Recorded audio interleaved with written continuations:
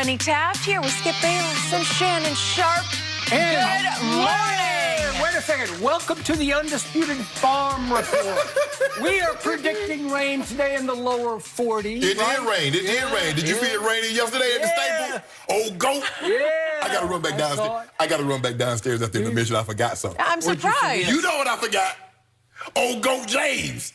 Well, what? Tell us what look is this today, You know, it's Shannon? a little cash. You know, I let you and Skip, y'all look really We look sharp. Yeah, but you know, I was going for, a cash, old cash shape. So now the only tip you leave at a restaurant is plant your corn early.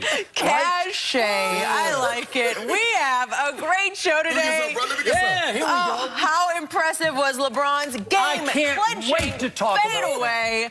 I cannot wait to hear from both of Yes. you guys. And is Tom Brady to the Cowboys becoming more of a reality? But first, we do have to get to the much-anticipated heavyweight rematch over the weekend. Tyson Fury and Deontay Wilder both had unique entrances to the ring on Saturday night, but the advantage, once the bell rang, was all Fury's. Wilder was knocked down twice, once in the third and once in the fifth round. Wilder was able to extend the fight to the seventh round, but Fury was too much, and Wilder's corner threw in the towel, giving Fury the win by technical knockout. So Shannon, both you and Skip had Wilder in this one. How surprised were you by the outcome? I was surprised, but I was very surprised with how easily Fury made it look. Sure.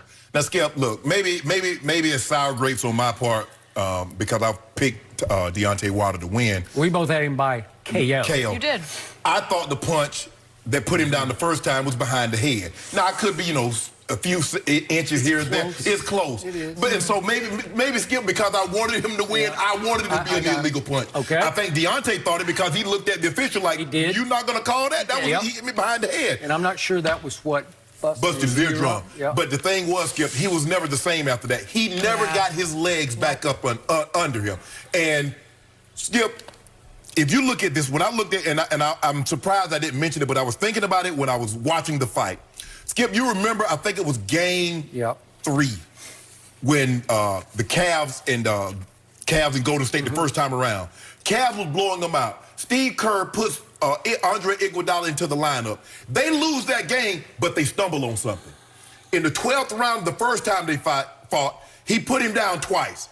But Fury gets up and he goes forward and he stumbles on something. He says, hello. This is a puncher. If I can keep him from going forward and make him go backward, I can neutralize some of that power. And if you Skip, the thing was so amazing is that he did everything that he said he was going to do. I know I heard him say, oh, I'm going to press him. I'm going to say, Skip, you walking, you going to stand in front of the guy? You going to press him? You going to be in harm's way? Yep, that's what he did.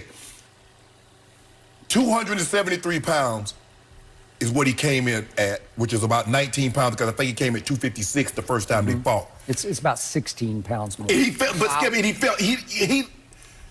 he looked good. He didn't look, you're thinking like 273, but when you stretch that over 6'9" frame, you can understand. I thought Deontay Wilder was a little heavy. I thought Skip going up from 212 to 231 was asking a bit much. Maybe it was because he gave up so much weight in the first, because he was 212 the first time, and he gave up 40 pounds either way. So if Fury was, 273, by the time he rehydrated, refueled, what did he walk in the ring at, Skip? 83, maybe 85, maybe even 90. Maybe. Skip, he dominated the fight. And I know people are saying, Deontay, I told you he was a bum. He's not a bum. Fury is a damn good fighter. And he beat him. And I'm not so sure with his skill set if Deontay Wilder can beat him, Skip. Because if you look at guys that have lost the heavyweight title and come back and won it, you look at Ali with Olympic gold medal with a long background. You look at Klitschko. You look at Lennox Lewis. You look at Evander Holyfield. You look at those guys, Skip. Deontay Wilder got into the game late. And so I don't know. He only can fight one way. And the thing is that when you lose the belt, you have to come back, you have to reinvent yourself.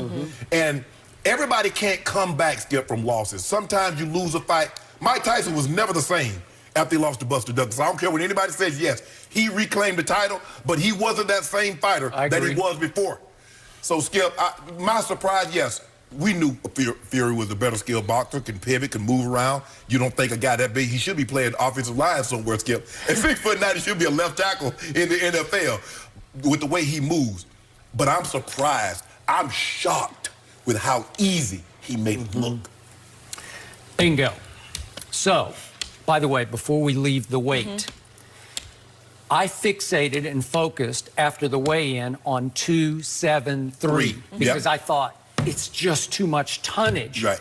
He's going to wear down and wear out. He can't carry that weight into the 10th, 11th, 12th round if it's going to go again the distance the way it did the first time. And I did not focus upon the 19 pounds gained by the favorite in this fight, Deontay Wilder. 19 pounds for a pretty thin-framed athlete with quick twitch. That's what he is. He's all quick. It's like, boom, it's explosiveness. And if you put 19 pounds on that 6'7", but sort of sinewy frame, it's no good. And Deontay did say, and I'm not going to build in an excuse to defend my pick, but he did say right after the fight that he had a lot of things going on out of the ring before the fight, and he said, my leg was never quite right coming in. Well, I'll go legs plural because he lost his legs so fast in this fight because of the sheer onslaught of the tonnage of to your point, it could have been 285. And leaning on him. So now my big picture takeaway from this, and I've been covering boxing for a long, long time. I haven't been more shocked by the way a heavyweight fight unfolded since I sat and watched back in October of 1974, Ali rope-a-dope George Foreman in the Rumble in the Jungle in Zaire. Not more. I'm talking about sheer shock factor about the way the fight unfolded, given my eye test off the first fight when both of us thought, no, he's going to go down. And I brought that point up to you early last week that you made strongly coming out of the gate today. I believe that Tyson Fury won this fight at the end of the first fight when he rose like Lazarus from the dead. He looked knocked down and knocked completely out. I thought the count started slowly, and I thought he got a little break from the referee. But once he rose, out of sheer desperation, he went into weird attack mode. And I think he's thinking to himself, wait a second, this is working. I just busted right inside him, and he can't extend on me anymore, and he seems a little overwhelmed by my girth and tonnage, Skip, you mentioned maybe it was fight or flight. And he chose to fight. He could have retreated. So he did something that is unheard of.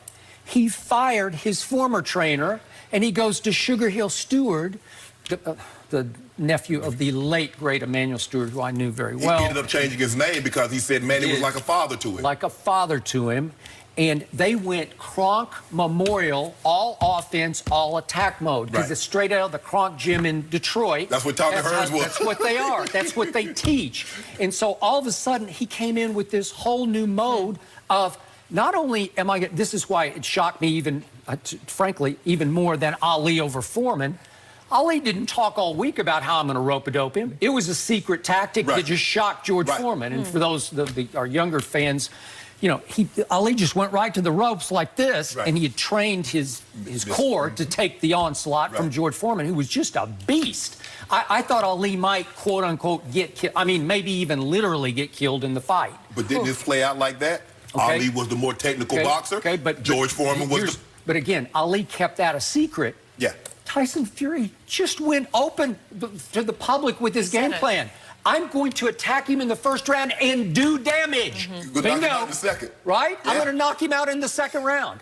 So what did I say on Friday? I said, to me, Deontay Wilder's best shot in this fight is going to be in round 2, because if the other guy's predicting a knockout, he's probably going to get a little careless and start flailing away. And I thought, if he's going to get caught flush with a shot, it's going to be in round 2. But Skip, but look, when he said that, I'm going to be on offense and I'm going to attack, we thought it was bull jiving. Skip, nobody thought he was going to do that. I didn't. I thought he really believed he I don't think Deontay Wilder thought that either. There's no way this man is going to stand in front of me.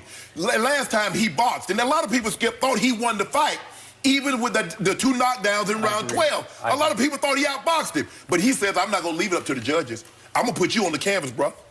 So, to my point, the 2 best shots that Wilder landed in the whole fight, really, you could say the only 2 shots he landed, were in round 2. Because it did get hot and heavy in exchanges in round 2.